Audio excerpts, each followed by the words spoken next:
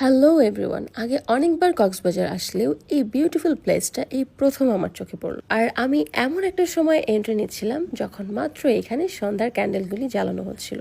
এই ক্যাফেটা কিন্তু কক্সবাজারে খুব ফেমাস একটা প্লেসে অবস্থিত, কিন্তু এটা সবসময় আমাদের চোখের আড়াল হয়ে থাকে। খুবই শান্ত আর নিরিবিলি এই ক্যাফেটাতে ঢুকেই আমি অনেক বেশি মুগ্ধ হয়ে যাই। আর ওদের ডেকোরেশন তো জাস্ট অসাম।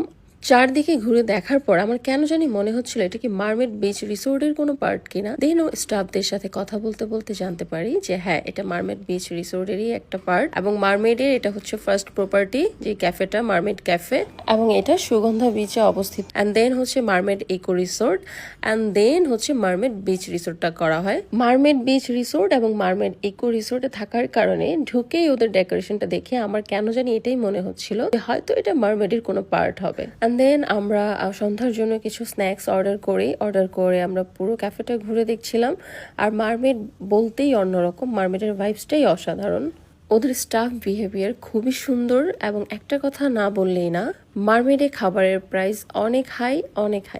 মারমেড বিচ রিসোর্টে থাকা নিয়ে আমি কিছু ভিডিও করেছিলাম, এবং আমি সেই ভিডিওতেও বলেছিলাম যে মারমেডে খাবারের প্রাইস অনেক হাই, এবং মারমেড বিচ রিসোর্ট এবং মারমেড ক্যাফের মেনুটা as it is. Price high হলেও মারমেডের খাবারের কোয়ালিটি এবং টেস্ট আমার কাছে অনেক ভালো লাগে। এই কোকোনাট ডেজার্টটা আমি অর্ডার করেছিলাম কারণ এটা মেনুতে দেখতে এত ইয়ামি লাগছিল, বাট এটা খাওয়ার পরও আমি বুঝতে পারলাম যে এটা আইসক্রিমের মতো, বাট এটা অনেক টেস্টি ছিল। খাবার দাবার শেষে এই সুন্দর ফ্লাওয়ারটা দিয়ে ওরা আমাকে থ্যাংক ইউ জানায়। যারা আমার মতো শান্ত নিরিবিলি পরিবেশ পছন্দ করেন তারা কিন্তু কক্সবাজার আসলে অবশ্যই এই পিসফুল ক্যাফেটা ভিজিট করতে পারেন। সবাইকে অনেক ধন্যবাদ। আল্লাহ হাফিজ।